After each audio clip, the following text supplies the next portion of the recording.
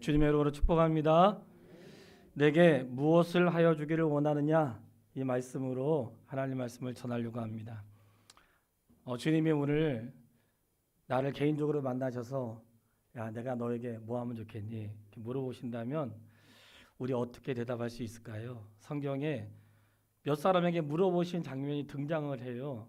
때로는 꿈속에서 또는 예수님이 개인적으로 물어보신 분들이 있는데, 어떤 질문을 하셔서 주님의 질문 앞에 나는 어떤 대답을 해야 되나, 이런 고민을 하게 됩니다. 오늘 말씀의 제목을 여리고로 가는 길, 이렇게 정했었어요. 마지막 주보를 할 때 바꿨는데 여리고로 가는 길이라고 쓴 이유는 결론 부분에 나오게 되는데, 오늘 두 사람을 소개하는데 다 여리고에서 일어났던 일이거든요. 그래서 오늘 맹인, 여리고로 가시다가 한 맹인을 만나셨고, 또 거기에서 나오실 때 삭개오라 가는 자를 만나신 장면이 있어서 여리고에 있었던 그런 내용이 되겠습니다. 네, 예수님이 물어보세요. 내게 무엇하여 주기 원하느냐, 말씀을 제목을 생각하면서 말씀을 들으시면 유익할 것 같고, 나는 뭐라고 대답할까 한번 생각을 하시면서 말씀을 들을 수 있게 되기를 바랍니다. 35절에 보면 여리고에 가까이 갇혔을 때에 한 맹인이 길가에 앉아 구걸하다가, 한 맹인이 뭐하고 있었어요? 구걸하고 있었습니다. 근데 이 맹인에 대해서 마태, 마가, 누가복음에 다 나오는데 그는 바디메오라고 성경에 명시되고 있는데, 마가복음 10장 46절에 보면 맹인 거지 바디메오가 길가에 앉았는데, 이렇게 말씀하고 있어요. 그러니까 이 바디메오는 맹인인데 뭐였어요? 거지였어요. 우리도 노숙자를 별로 좋아하지 않죠? 오는 거 되게 불편해하고, 또는 정기적으로 오신 분도 계세요. 근데 이 바디메오는 맹인인데 거기에다가 거지였어요. 굉장히 힘들게 살아가는 자였다는 것을 볼 수 있는데, 이 맹인이면서 거지 바디메오가 나사렛 예수께서 지나가신다 하니, 자, 누가 지나갔어요? 나사렛 예수라고 했어요. 제가 이렇게 뭘 지명할 때는 이유가 있어서 그런 거예요. 나사렛 예수가 지나간다고 했어요. 사람들이 와, 나사렛 예수가 지나간다 그랬어요. 근데 이 바디메오는 뭐라고 불렀냐면 다윗의 자손 예수요, 이렇게 불렀어요. 제가 그 말씀을 드리고 싶은 거예요. 예수님이 지나가시는데 사람들은 나사렛 예수가 지나간다 그랬어요. 나사렛 예수가 지나간다는 소식을 듣고 들은 거죠. 많은 사람들 예수님을 누구로 알았어요? 나사렛 예수로 알았던 거예요. 나사렛 사람 예수, 이렇게 사람들 몰려다니고 또 기적행하는 그런 분이 있대. 근데 마침 여리고로 지나가시네. 사람들이 모인 거예요. 그리고 예수님을 향해서 외칠 때 사람들을 막 불러 모을 때 여기 나사렛 사람 예수가 지나가고 있습니다, 이렇게 외친 거예요. 예수님이 지나가도 예수님 만나지 못한 사람도 있고, 예수님 지나가도 구경만 하는 사람도 있고, 예수님을 보고 싶지만 마음뿐인 사람도 있었겠죠. 근데 예수님이 지나가신다는 소식을 들었는데, 이 소경이면서 거지였던 이 자가 거기에서 뭐 하고 있었어요? 구걸하고 있었다는 거예요. 그러니까 사람들이 많이 있었으니까 구걸에 좀 도움이 됐겠죠. 그 유대인들은 구제하고 베푸는 것을 당연히 여겼기 때문에 그런 것들에 대해서 호의적이었고, 그때 사도행전도 보면 성전 미문에 앉아가지고 구걸했던 사람들을 보면 그는 안진뱅이였고 일어날 수 없는 자라. 그가 성전 미문에서 왜 구걸했을까요? 목이 좋은 거죠. 이왕이면 성전 앞에 있어야 들어가는 사람들이 부끄러워서라도 구제하지 않겠습니까? 그러니까 목이 좋은 곳에 있었어요. 근데 바디메오는 길가에 앉았는데 나사렛 예수가 지나간다는 소식을 들은 거예요. 그때 그 소식을 듣고 그는 구걸하고 있다가 소리를 지르기 시작했어요. 뭐라고 불렀다고요? 다윗의 자손 예수여, 나를 불쌍히 여기소서, 이렇게 불러요. 굉장히 중요한 신앙 고백이에요. 사람들은 예수님을 뭐라고 불렀다고 그랬습니까? 나사렛 예수요 그랬어요. 오늘날 신앙생활 하면서도 예수님을 나사렛 예수로만 알고 있는 자가 혹시 있을까 두렵습니다. 하나님의 교회 나왔는데 나사렛 예수, 역사 속에 그냥 있는 좋은 선생님으로 그렇게 알고 있는 성도가 있다면 목사를 굉장히 부끄럽게 하는 것이고 목사의 책임이라 여겨지는 거예요. 수많은 사람들이 예수님을 나사렛 예수요 이렇게 불렀어요. 근데 그는 맹인이었고 거지였고 구걸하는 자였는데, 그는 예수님을 향해서 나사렛 예수라고 하지 않고, 사람들은 나사렛 예수라고 했지만 그는 다윗의 자손 예수요 이렇게 불렀다. 근데 성경에서 다윗의 자손 예수라고 할 때 예수님이 한번 말씀하신 적이 있어요. 야, 다윗이 예수님을 향해서 주라고 했는데 내가 어찌 다윗의 자손이냐 친히 변론하신 적이 있어요. 그것은 다윗의 자손이라고 할 때에 보통 사람들은 육신으로 오신 예수님 생각할 수 있는데 성경에서 다윗의 자손 예수여 할 때에는 구약의 예언자들이 예수님이 다윗의 혈통으로 오신다 그런 뜻의 의미에서 다윗의 자손이라는 것이고 예수님이 다윗의 혈통으로 왔다고 해서 다윗의 후손이 아니다. 그는 육신으로는 다윗의 혈통으로 오셨으나 성결의 영으로는 부활의 주로 오셨다 하는 것들을 선자를 통하여 수도 없이 말을 했지만 예수님은 어떤 자는 나사렛 예수를 알았고 그리고 예수님을 보았으나 고백하지 않았던 자도 있는데 그는 맹인이었는데 예수님을 나사렛 예수라고 나사렛 예수가 아니라 다윗의 자손 예수요 이렇게 고백했다. 성도 여러분 우리의 믿음을 견고하게 하시기를 바랍니다. 주님이 누구신지 바른 믿음을 소유할 수 있게 되길 바라고 사람들이 뭐라고 해도 나는 그분은 다윗의 자손 예수 그리스도시고 나의 주와 구주가 되심을 고백할 수 있게 되기를 바랍니다. 그가 외쳤어요. 나를 불쌍히 여겨주십시오. 나를 불쌍히 여겨주십시오. 이렇게 외쳤어요. 근데 예수님에 향해서 막 외쳤더니 마가복음 10장 48절에 보면 많은 사람이 꾸짖어 잠잠하라 이렇게 좀 조용히 좀 해라 거지가 돼가지고 아마 그러지 않았을까 싶어요. 잠잠하라는 거예요. 예수님이 지나가시는데 잠잠해라 그랬더니 그가 더욱 소리질러 다윗 자손이여 나를 불쌍히 여겨주십시오. 예레미야서 29장 12절로 13절에 이런 말씀이 있습니다. 너희는 내게 부르짖으며 내게 와서 기도하면 내가 너희들의 기도를 들을 것이요 너희가 온 마음으로 나를 구하면 나를 찾을 것이요 나를 만나리라. 이게 부르짖은 거예요. 나를 불쌍히 여겨달라고 부르짖었습니다. 그리고 예수님이 그를 만나셨어요. 지금 이 만났던 장면에서 제가 오늘 설교를 너무 하고 싶었던 거예요. 그는 거리에서 구걸하고 있었고 사람들이 좀 조용하라고 시끄럽다고 그랬어요. 근데 그런 거에 아랑곳하지 않고 예수님께 부르짖었더니 예수님이 그의 소리를 들으신 거예요. 사랑하는 여러분, 주님이 우리의 소리를 들으십니다. 다른 사람들이 시끄럽다고 하고 잠잠하라고 해도 아유 조용히 있어요. 눈치 보여서. 왜 사람 눈치 보면서 주님 눈치는 보지 않으십니까? 사람 불편한 걸 생각하면서 주님 불편한 걸 생각 안 하고 사세요. 사람들의 시선을 의식하면서 주님 별로 의식하지 않고 사는 우리의 부끄러운 모습 앞에 이 맹인은 그냥 사람들이 뭐라고 하든지 부르짖은 거예요. 왜 그랬을까요? 간절한 자는 부르짖게 돼 있어요. 간절하지 않은 거야. 간절한 자는 부르짖습니다. 뭔가 이 문제가 해결되지 않으면 안 되는 자는 부르짖고 방법을 찾아요. 왜 찾지 않을까요? 그 정도로 중요하지 않은 거예요. 내 인생에 그 정도로 중요하지 않기 때문에 찾지 않는 거예요. 왜 우리가 그리스도 예수님을 영접했지만 주님을 찾지 않는가? 부족함이 없다고 생각하든지 굳이 내가 찾지 않아도 된다고 하는 마음이 있는지는 모르겠어요.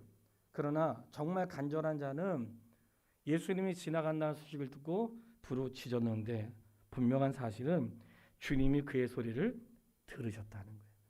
우리가 골방에서 기도해도 주님 들으십니다. 분명한 것은 주님을 찾아야 된다는 거예요. 그럼 주님이 들으세요. 들으시는데 들으신 다음에 예수님께서 물어보셨어요. 내게 무엇을 하여 주기를 원하느냐? 그랬을 때 그가 구걸하던 자였잖아요. 그 뭘 구해? 예수님 나 먹을 것 좀 주세요. 나 돈 주세요.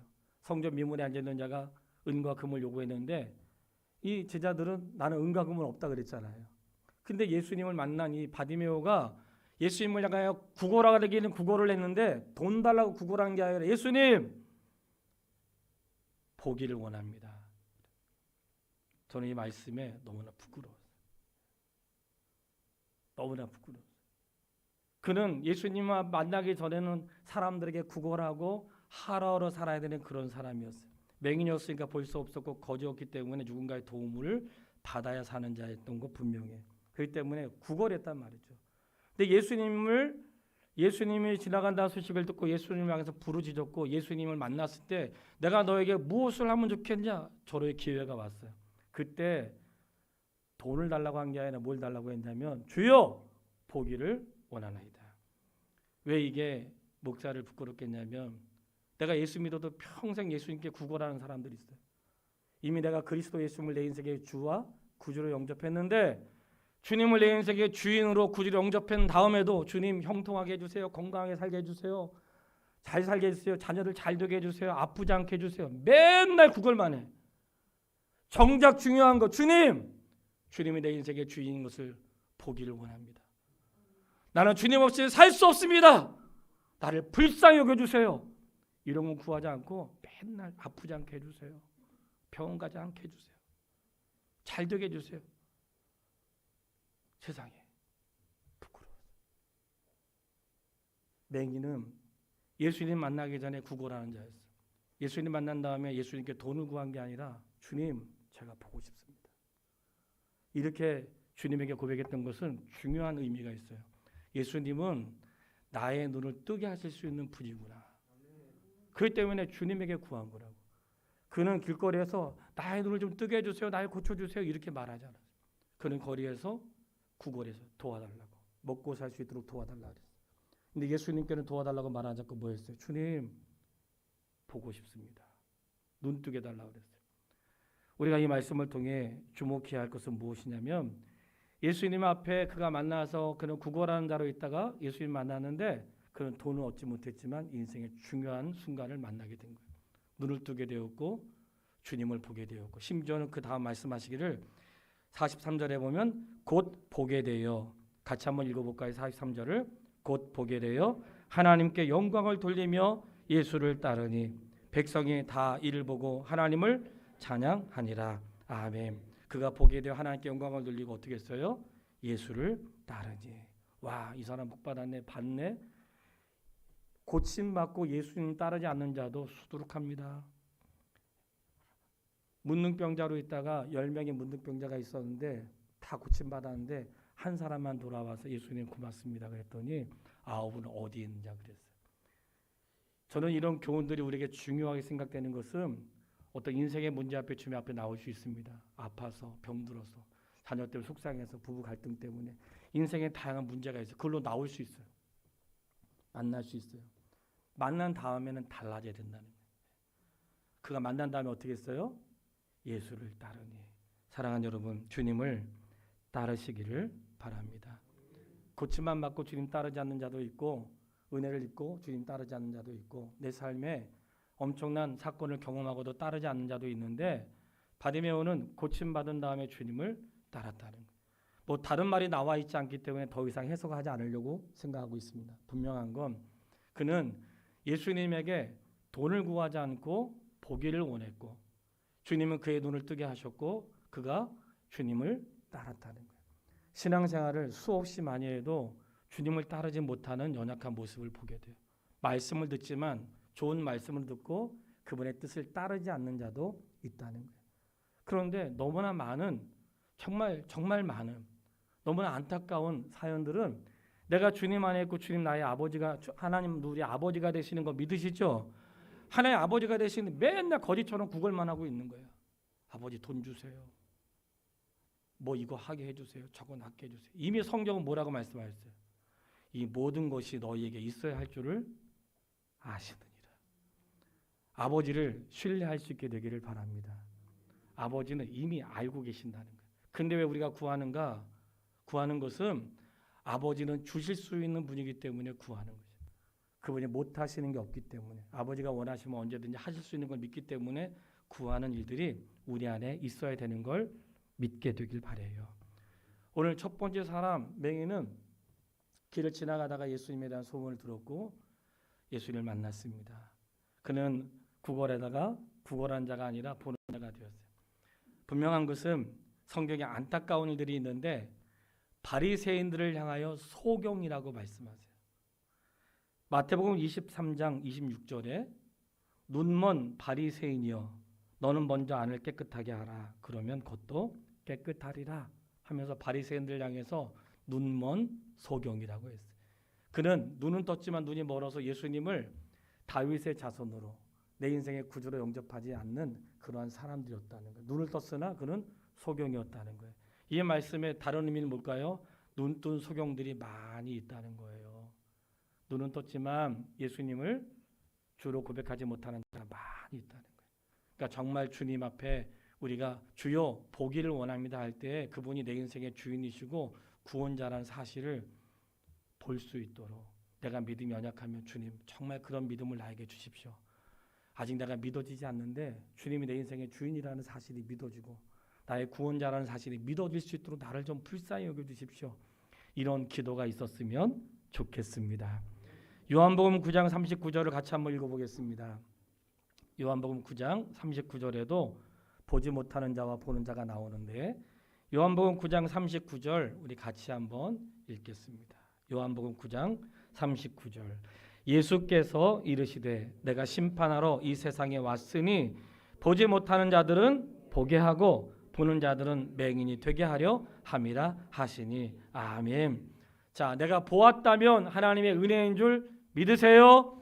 보지 못했다면 볼 수 있도록 구할 수 있게 되기를 바랍니다. 정말로 주님 우리가 원하시는 것은 보는 것인데 예수 그리스도가 나의 주와 구주가 되심을 보게 하시기를 원하신다. 보는 자들로 보지 못하게 하고 눈은 떴으나 예수 그리스도가 인생의 주인인 걸 보지 못하는 수없이 많은 사람들이 있으나 하나님 우리에게 보게 하셔서 맹인으로 살지 않게 하시고 그분을 내 인생의 주와 구주로 고백하며 살아갈 수 있도록 허락하신 것 주의 은혜인 걸 믿습니다. 그리고는 19장의 1절부터 예수께서 그리로 지나가시는데 어디로 지나가시는가? 바로 삭개오가 있는 곳을 지나가게 됐어요. 삭개오에 대한 말씀이 거기 나와요. 19장 3절 4절인데 그가 예수께서 어떤 사람인가 하여 보고자 하되 키가 작고 사람이 많아 할 수 없어 앞으로 달려가 보기 위하여 돌 무화과나무에 올라가니 이는 예수께서 그리로 지나가시게 되미로라. 예수님이 지나간다는 소식을 듣고 보고 싶었는데 키가 작았네. 갈 수가 없었어요. 삭개오는 그 여리고성의 세리장이었고 세리장은 세금을 거두는 자인데 이 여리고는 아마 이 물건을 파는 일에 있어가지고 통관세를 많이 받았다는 그런 자료가 있어요. 그러니까 통관세를 많이 받고 세금을 먹여가지고 세를 많이 받은 거죠. 거기에 세리장이었으니까 얼마나 돈을 많이 벌었겠어요. 뭐 얼마큼 벌었는지 모르지만 어쨌든 그가 예수님이 지나간다는 소식을 듣고 보고 싶었는데 키가 작아서 볼 수 없으니까 어떻게 했을까요? 돌 무화과나무라고 하는 우리가 어릴 때 뽕나무로 알고 있는 돌 무화과나무 위로 올라갔어요. 우리가 이럴다면 봐야 돼요. 나는 가고 싶은데 키가 작아서 못 가고 나는 보고 싶은데 사람이 많아서 못 보고 다 이 모든 건 다 핑계예요. 우리 알죠? 다 핑계예요. 사모하는 사람은 어떻게 해요? 막 지붕 위로 올라가서 지붕 뜯고 보고 싶은데 키가 작으니까 돌 무화과나무에 올라갔다는 거예요. 우리는 말하지 않아도 알아. 그가 행하지 않는 것을 그만큼 말만 하지 그 정도로 사모하지 않는 거예요. 진짜 사모하는 사람은 무화과나무에 올라간다니까요. 진짜 사모하는 사람은 방법을 찾아요. 바라는 것은 우리가 이 땅의 생애를 사는 날 동안 이 삭개오는 어떤 이유인지 우리가 알 수 없지만 그는 정말 주님 보고 싶었나 봐요. 진짜 보고 싶었나 봐요. 그래서 돌 무화과나무에 올라가서 예수님을 보게 되었다는 거예요. 입술로는 사모하지만 마음이 그리하지 않는 자도 있고 사모는 하지만 행동으로 옮겨지지 않는 자도 있습니다. 그러나 말과 행동을 하지 않는 자들은 말만 하고 행동하지 않는 자는 진짜 사모하지 않는 자라고 말할 수 있죠. 근데 그 삭개오의 사모함을 또 주님이 아셨다는 거예요. 참 신기하죠. 주님은 아세요. 주님을 아세요. 부르짖을 때 그 소리를 들으시고 주님을 찾는 소리를 들으시고 주님 너무나 보고 싶어하는 그걸 아신다니까요. 삭개오는 말도 못하고 있어가지고 그냥 쳐다만 봤는데 주님이 아시고 삭개오를 부르신 거예요. 우리는 삭개오의 열심히 예수님 만난 게 아니고 삭개오의 마음을 주님이 아신 거예요. 그래서 주님을 부르시고 내려오라고 하셨어요. 그리고는 내가 너희 집에 들어가겠다고 했습니다. 내가 너희 집에 들어가겠다고 하는 말씀은 내가 너희 집에 들어가겠다는 것도 되지만 나는 너의 마음에 들어가고 싶다. 나는 너의 마음에 들어가서 너의 인생의 주인이 되고 싶다. 이런 말씀으로 깨닫게 되기를 바랍니다. 무사람이 그를 보고 수군거리기 시작했습니다. 7절 말씀. 저가 죄인의 집에 유하러 들어갔도다. 사람들이 수군거린 거예요. 예수님이 죄인의 집에 들어갔대요. 이런 말씀 들을 때 우리가 깨달아야죠. 죄인된 찾아오신 예수님은 죄인된 나에게도 오신 예수님으로 이해를 해야 되는 거예요. 저가 죄인의 집에 들어갔도다. 아, 삭개오는 죄인이구나. 이렇게 생각하면 안 되고, 삭개오는 세리는 다 죄인으로 취급했기 때문에 당시에 세리와 창녀들은 다 죄인으로 취급했어요. 근데 그 죄인의 집에 예수님이 가셨다는 것은 예수님은 사람을 차별하지 않으시고 죄인에게도 가신다는 거예요. 근데 나에게 오셨다는 게 뭐예요? 죄인된 나에게 찾아오신 그 주님의 은혜로 고백할 수 있게 되기를 바랍니다. 저희가 아까 찬양할 때 큰 죄에 빠진 나를 찬양할 때 옛날에 유대 땅에 주 예수 다닐 때 그 은혜 받으려고 큰 무리 모였네. 눈 먼 자 병든 자를 다 고쳐 주셨으니, 그 다음 다 같이 나 같은 죄인까지 그네 받도다. 나 같은 죄인까지 그분의 은혜를 받게 된 거예요. 삭개오만 받는 게 아니라 나 같은 죄인까지도 그분의 은혜를 받게 됐어요. 삭개오하고 맹인에겐 다른 게 있었어요. 맹인은 다윗 자손 예수여 나를 불쌍히 여겨주세요 그랬거든요. 근데 삭개오는 자기가 고백을 했어요. 주여 보시옵소서. 19장 8절 삭개오가 서서 주께 여짜오되 주여 보시옵소서. 내 소유의 절반을 가난한 자들에게 주겠사오며 만일 누구의 것을 속여 빼앗은 일이 있으면 내 절반이나 내 갑절이나 갚겠나이다. 그러면서 예수님께 스스로 말한 거예요. 저는 이 말씀이 얼마나 충격적이고 중요한 말씀인지 드리고 싶어요. 왜냐하면 오늘 저희는 지금 18장과 19장에 나와 있는 맹인과 삭개오의 이야기를 보지만 이 18장 앞에는 돈 많은 부자에 대한 이야기가 나오거든요. 돈 많은 부자가 예수님 만나가 예수님 어떻게 하면 영생을 얻을 수 있습니까? 계명을 지켜라. 제가 계명을 다 지켰는데요. 너에게 한 가지 부족한 것이 있다. 너희 재물을 팔아서 가난한 자에게 나눠주고 나를 따르라. 그때 그가 재물이 많음으로 근심하여 예수님을 따르지 못했다는 말씀이 나와 있어요. 근데 예수님이 삭개오에게 너 재물을 나눠서 따르라고 말씀하지 않았어요. 다만 그는 그냥 예수님을 만나자 예수님이 그의 집에 가셨고 그가 예수님 보세요. 제가 잘못한 거 있으면 내 갑절이나 갚겠습니다. 이 말씀은 내가 그동안 얼마나 잘못 살아왔는지를 주님 앞에 고백한 거예요. 나는 이렇게 죄인으로 살았습니다. 근데 그동안은 그렇게 살았지만 이제 갚으며 살겠습니다. 저는 그런 삶의 고백으로 깨달았거든요. 그가 예수님 만나니까 고백이 된 거예요. 왜 이게 중요할까요? 세례 요한이 세례를 베풀 때에 어떤 일들이 있었냐면 사람들이 온 거예요. 사람들이 막 거기 모였어요. 선생님 저는 어떻게 하면 좋을까요? 선생님 저는 어떻게 하면 좋을까요? 그럴 때 거기에 세리들도 왔어요. 누가복음 3장 12절로 13절에 보면 세리도 왔어요. 세리들이 세례를 받고자 하여 와서 이르되 선생님이여 우리가 무엇을 하리이까 하매 이르되 부과된 것 외에는 거두지 말라. 그러니까 세리가 회개하는 건 뭐예요? 받아야 될 건 받아야지 지나치게 받으면 안 되는 거예요. 마땅히 해야 될 일은 해야 되는 것이죠. 왜 이 고백이 중요할까요? 회개는 회개에 합당한 열매가 있다는 거예요.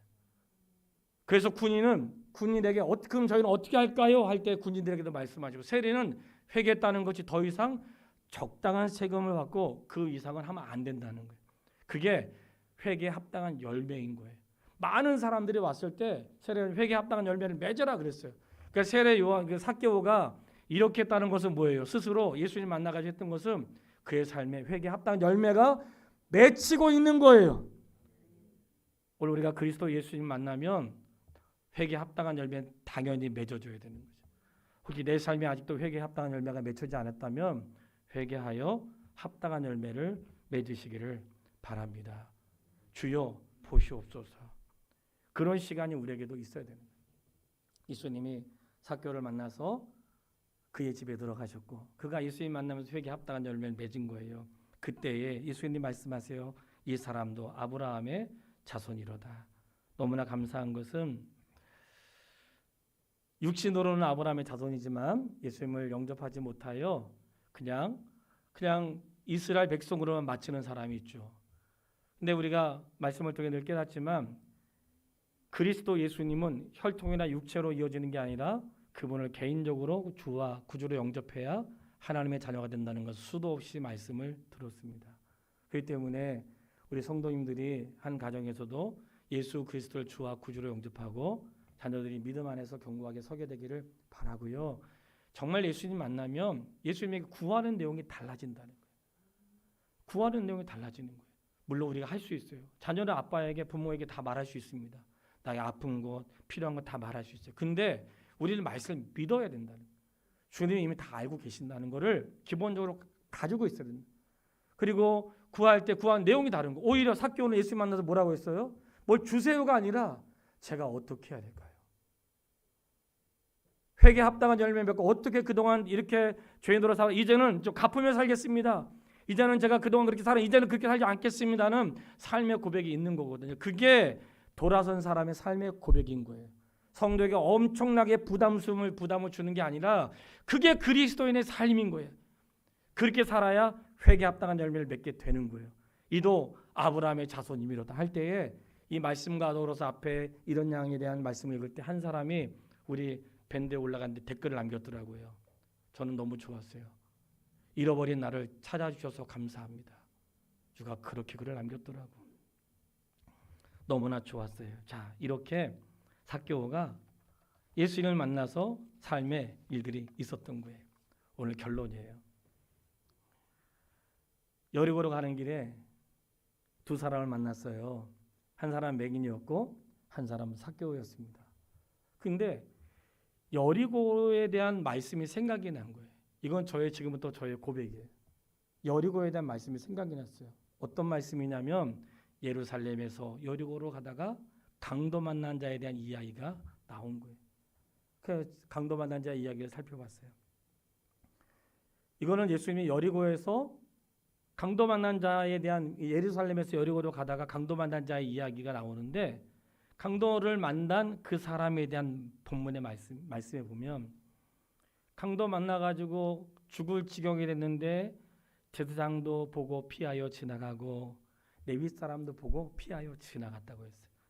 왜 지나가는지 알 수 없지만 많은 성경을 해석하는 자들이 강도 만난 자가 이렇게 제사의 집례를 하기 위해서 그래서 아마 만나지 못하고 피해 갔을 거다. 왜냐하면 부정한 자를 만지면 내가 하나님 앞에 나갈 수 없으니까 그런 의식 때문이었다고 많이 해석을 하고 있어요.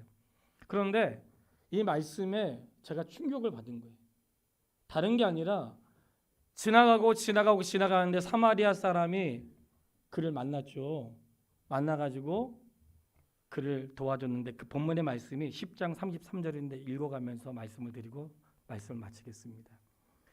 누가복음 10장 33절에 나와요. 이 말씀을 드리는 것은 이 말씀 이후에 누가 진짜 이웃이냐 할 때 자비를 베푼 자입니다 이렇게 말하거든요. 이 자비를 베푼 자가 누굴까요? 바로 예수님이라는 걸 말하고 싶은 거예요. 자, 33장 10장 33절 말씀을 같이 읽겠습니다. 어떤 사마리아 사람은 여행하는 중에 이르러 그를 보고 불쌍히 여겨. 자, 어떤 사마리아인인데 이 어떤 사마리아는 이게 비유로 말씀하신 거기 때문에 이름은 나오지 않아요. 그를 보고 불쌍히 여겼대요. 34절 가까이 가서 기름과 포도주를 그 상처에 붓고 싸매고 자기 짐승을 태워 주막으로 데리고 와서 돌보아 주니라.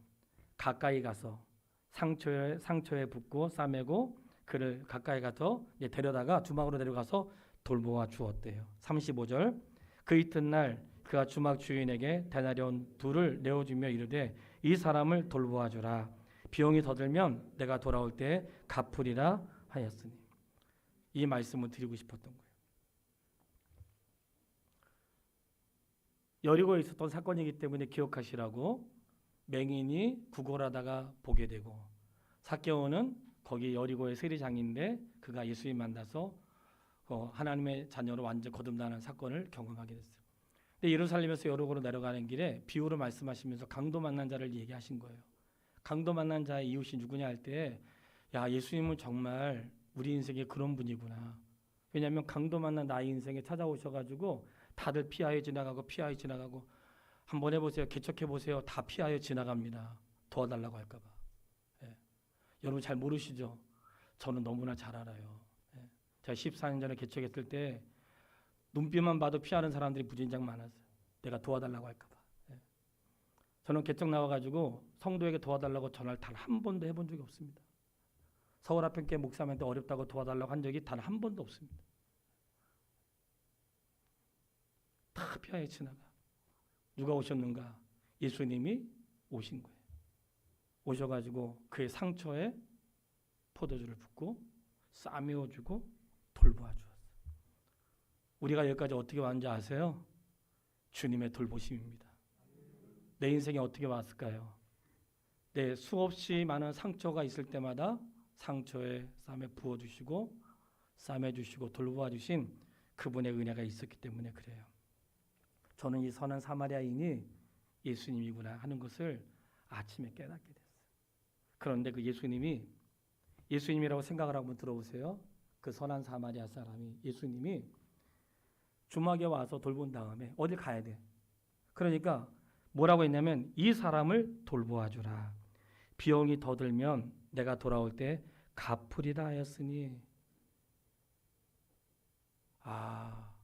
목사가 주막의 주인이었구나. 준호야 이 사람을 돌봐줘라. 비용이 더 들면 내가 돌아올 때 갚아주겠다. 그동안 모르고 살았어요. 이 사람을 돌봐주라는 거예요. 상처받은 사람 돌봐주라는 거예요. 이미도 그에게 은혜를 베풀었고 그를 이미도 돌봐주었고 주막까지 와서 살려주었는데 살려준 다음에 주막 주인에게 그를 맡기면서 내가 돌아올 때 갚아줄 테니까 비용이 더 들면 내가 갚아줄 테니까 이 사람을 돌보아주라. 이 말씀이 천목사야 상처받은 사람들, 아픈 사람들, 가난한 사람들 선교 현장에 돌봐주라. 내가 갚아주겠다. 그 말씀으로 깨달아진 거예요. 어디 목사뿐이겠습니까? 하나님 우리를 여리고에서 있었던 충격적인 저에겐 사건이었던 거예요. 주님이 맹인을 돌봐 주었고 사람들은 삭개오를 인정했지만 삭개오를 인정하지 않았지만 예수님은 삭개오를 인정하셨고 내가 너희 집에 들어가겠다 하시고 그도 아브라함의 자손이라고 하셨단 말이죠. 그러다 보니까 여리고 이야기에 사마리아 사람들에 대한 비유가 생각이 났어요. 그 가운데 예수님이 선한 사마리아 사람이시고 주막은 바로 나였구나. 하나님이 나에게 자녀를 맡기시면서 이 자녀를 돌봐줘라. 비용이 더 들면 내가 갚아주리라. 나의 믿음의 자녀를 돌봐줘라. 비용이 더 들면 갚아주겠다. 개척교회를 돌보고 선교지를 돌보고 혹시 너가 세계를 사는 날 동안 돌보라고. 여러분 왜 내가 할 일을 주님께 맡깁니까? 그런 생각 해보셨어요? 주님이 나에게 맡겼는데 주님이 책임져 주세요. 혹시 그렇게 말한 적 없습니까? 주막 주인에게 돌봐주라고. 비용이 들면 내가 다시 올 때에 갚아주겠다고 했어요. 오늘 우리는 주막 주인입니다. 너무 감동받아서 말씀도 안 하고 계신 거죠? 우리는 주막 주인이에요. 주님이 우리에게 맡기신 거라고. 비용이 들면 주님이 갚아주십니다. 이번 주에 밴드를 보신 분 알겠지만 이미도 우리는 여기까지 올 때까지 한 사람을 소개했지만 너무나 많은 분들이 우리 성도님들이 그 일에 동참했다는 것을 제가 기억하고 있습니다. 이번에 한 사건으로 해서 그분을 말하려고 하는 게 아니에요. 이미도 저희가 개척가 여기까지 오는 동안 함께 선교 현장에 수도 없이 많은 것들을 보내고 때로는 과분하게 보내고 어려운 가운데 했던 일들을 기억하고 우리 모든 성도님들께 진짜 감사하는 마음이 있습니다. 키르기스탄에 지난 그 부부가 방문하셨고 우리에게 도움을 요청했는데 항상 도움을 요청할 때는 알겠다고 얘기해요. 근데 점점 가야 될 시간이 다가오니까 거기서 연락이 온 거예요. 목사님 와주십시오. 제가 아무리 생각해도 이 비용이 계산이 안 되는 거예요. 옛날 같았으면 그냥 일 저질러 갔다 왔을 텐데 이제 자식이 5명이나 생겼잖아요. 그러니까 일 함부로 저지르면 안 되는 거예요 이제. 근데 그런 마음이 있는데 제가 못하겠다고 문자를 보냈어요. 목사님 정말 미안해요. 제가 이번에는 진짜 못 갈 것 같아. 그 문자를 보냈어요. 답이 왔어요. 그래서 사모님은 뭐 저희가 기도하겠습니다 하고 맨 마지막에 목사님이 아쉽습니다 목사님 이렇게 이제 답이 온 거예요. 그러니까 그게 막 계속 머리를 떠나지 않는 거예요. 아쉽습니다 목사님. 기도하러 앉으면 아쉽습니다 목사님. 아니 진짜 어려서 그러는데 아쉽습니다 목사님. 제가 금요일날 우리 집사님 기도하고 가시고 올라와 있는데 아쉽습니다 목사님. 견딜 수가 없는 거예요. 아침에 문자를 보냈죠. 7시 36분에 목사님 전화 주세요. 그 전화 달라는 말은 내가 갈 테니까 어떻게 해야 되냐고 문자를 보낸 거예요. 그 시간 7시 36분.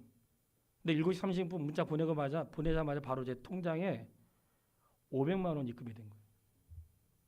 그래서 제가 전화를 했어요. 입금하신 분에게. 무슨 일이냐고 했더니 누가 뭐 이렇게 하기로 했는데 이제 줬다고 하면서 성교비로 쓰세요 그러더라고요. 눈물만 나더라고요. 그래서 제가 이게 어떤 상황인지를 그분에게 말씀을 드렸어요. 그때 그분이 진짜요 목사님 그러더라고요. 진짜입니다. 7시 36분에 빚을 내서라도 가야지 했는데 7시 36분에 500만 원 들어온 거예요. 그럼 어떻게 해야 돼요? 바로 그날 비행기 티켓을 2장을 끊었죠. 가겠다고 하고. 그리고 소식을 드린 거예요. 이미도 우리는 이번 한 번만이 아니라 이미도 많은 시간들을 우리가 겪어왔고 저는 정말 우리 성도님께 진짜 고맙습니다. 500만 원을 했기 때문이 아니라 갈 때마다 적은 금액이지만 마음을 같이 나눴다는 것 자체가 귀하다는 것을 말씀드리려고 하는 거예요. 그런데 오늘 아침에 삭개오와 이 소경에 대한 말씀을 드리는데 이 사람을 돌보아주라 이 말씀이 꼭 주께서 다하게 하시는 말씀인 것 같은 거예요. 너가 돌봐줘라. 비용이 더 들면 내가 갚아주겠다. 저는 그 주님을 믿습니다. 사랑하는 여러분, 이제는 받으며 살지 말고 주면서 살았으면 좋겠어요. 예. 그동안 많이 받았잖아요. 이젠 예수님께 좀 구걸하지 말고 예수님 제가 어디로 선교할까요? 어디를 뭘 해야 될까요? 좀 보게 해주세요. 제가 주의 마음을 좀 보게 해주세요. 제가 어떻게 살아야 되는지 좀 보게 해주세요. 이 기도의 내용이 바뀌었으면 좋겠고 그리고 이런 말씀을 읽을 때 선한 사마리아 사람에 대한 비유를 얘기하는구나. 자비를 베푸는 자고 살아가라고 하는구나. 저도 그렇게 알았으나 이 말씀 읽을 때 나에게 말씀하신 거구나. 너가 돌보아. 이 사람을 돌보아주라. 아침에 오래 묵상하면서 오늘 본문의 말씀은 애초에 계획은 없었으나 말씀을 드리고 싶었어요. 내가 선한 일을 위해 살아가는 것 주님이 반드시 갚아주시고 저는 확실히 믿습니다. 하나님이 내 인생을 통해서 하지 않으시면 나는 자녀를 통해서라도 하신다고 믿습니다. 여러분 주님이 갚아주십니다. 내가 할 일은 이제 제발 어렵다고 힘들다고 도와달라는 얘기 좀 그만하고 보게 해주십시오. 아버지 뜻을 보게 해주십시오. 제가 어디로 가야 되는지 보게 해주십시오. 이 사람을 돌보라고 했을 때 저는 주님이 분명히 이유가 있다고 믿습니다. 그리고 말씀하실 때 내가 갚아주겠다는 말씀을 믿습니다. 사실 주님이 갚아주지 않아도 마땅히 할 죄인이라는 걸 생각하는데 갚아주겠다고 하시니까 주님이 거짓말하지 않으시니까 저는 이 사실을 믿어요. 주께서 내가 무엇하여 주기를 원하느냐 말씀하셨을 때 저는 이 바디메오가 구걸이 아니라 보게 해주십시오 고백했던 것처럼 우리가 그런 삶의 고백이 있게 되길 바라고 이 시간 이후에 우리의 발걸음이 구걸하는 자의 삶이 아니라 주님을 보고 그분의 뜻을 헤아릴 수 있는 하나님의 사람 되시기를 주님의 이름으로 축원합니다. 같이 한번 기도하겠습니다. 이 시간 기도할 때에 깨달은 말을 주차 같이 기도하는데 하나님 나와 같은 죄인까지도 만나주시고 찾아주셔서 감사합니다. 우리 그 기도하고 나 같은 죄인까지도 그 은혜를 입습니다. 그리고 이제는 구걸하는 자가 아니고 주님 보는 자 되고 싶고 이 사람을 돌보아주라고 하신 말씀이 나에게 하신 말씀으로 제가 듣겠습니다.